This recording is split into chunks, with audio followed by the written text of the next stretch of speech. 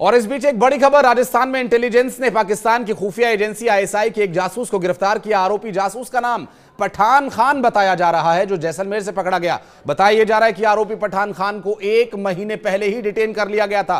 उसके ऊपर official secret act 1923 की धाराओं के तहत केस दर्ज किया गया था और आपको बता दें कि 1 मई को उसे आधिकारिक रूप से गिरफ्तार कर लिया गया है। जबकि इंटेलिजेंस के अधिकारियों की ओर से यह बताया गया कि पठान खान साल 2013 में पाकिस्तान गया था और जहां वो पाकिस्तान की खुफिया एजेंसी के अधिकारियों के संपर्क में आया और पाकिस्तान में उसे पैसे का लालच दिया गया। जासूसी करने के लिए ट्रेनिंग भी वहां पर उसे दी गई। आरोप यह भी है कि साल 2013 के बाद भी पठान खान वहां जाकर के पाकिस्तानी खुफिया एजेंसीज के अधिकारियों से मिलता रहा और जैसलमेर अंतर्राष्ट्रीय सीमा से जुड़ी संवेदनशील और गोपनीय जानकारियां ये पाकिस्तान के हैंडलर्स के साथ साझा करता रहा है। बताया यह भी जा रहा है कि आरोपी पठान खान जैसलमेर का रहने वाला है और राज्य विशेष शाखा जयपुर, जो पाकिस्तान की खुफिया एजेंसीज के द्वारा राज्य में हो रही किसी भी हरकत पर नजर रखती है। इसने पठान खान पर जब इसे शक हुआ और उसकी गतिविधियां संदिग्ध पाए जाने पर पठान खान को पकड़ा गया। उसके बाद अब पूछताछ की जा रही है और कई राज इस पठान खान ने उगले हैं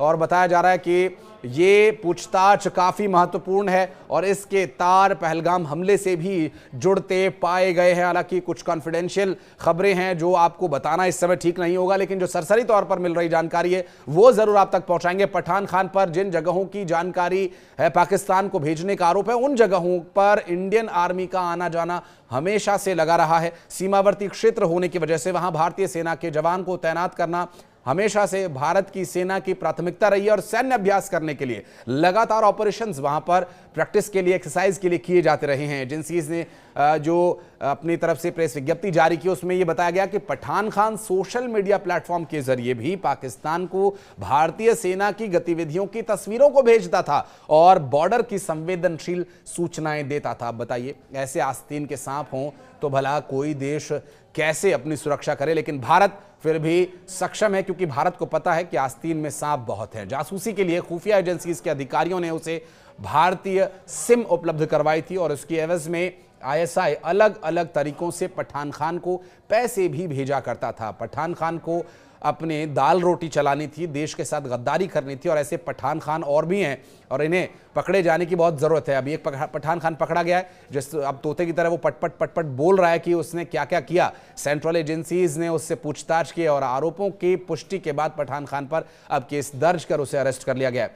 40 साल के इस अधेड़ गद्दार को जब पकड़ा गया तो जैसलमेर के चांदन में ये मौजूद था और चांदन गांव के कर्मों की ढाणी का ये निवासी बताया जा रहा है और इसके जो नहरी इलाकों में ये 0 RD पर खेत भी है इसका और उसे गिरफ्तार कर लिया गया। इसकी ज़मीन को जब्त कर लिया गया। खुफिया एजेंसीज को उसके मोबाइल पर पिछले कई दिनों से लगातार फ़ोन आने का शक हुआ।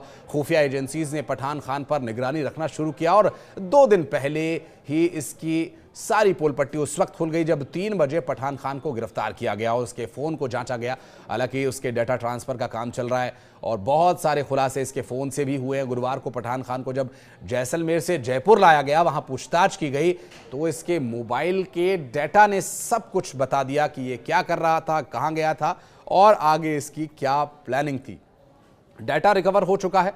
आईएसआई को भी ये पता चल चुका है कि उसका जो पाला हुआ कुत्ता है वो पकड़ में आ चुका है। पहलगाम आतंकी हमले के बाद खुफिया और सुरक्षा एजेंसीज इन दिनों सीमावर्ती इलाकों में पूरी तरह से सजग हैं और प्रत्येक संदिग्ध गतिविधि पर नजर रखी जा रही है। खुफिया एजेंसीज ने पठान खान पर निगरानी काफ़ी पहले से ही रखी हुई थी और अब उसके गिरफ्त में आने के बाद जो विषय सामने आए हैं वो काफ़ी चौंका देने वाले हैं और पहलगाम आतंकी हमले से इसके कनेक्शन होने की भी बात कही जा रही है। ऐसे गद्दारों की क्या सज़ा होनी चाहिए, कमेंट सेक्शन में अपनी प्रतिक्रिया ज़रूर दीजिएगा। धन्यवाद।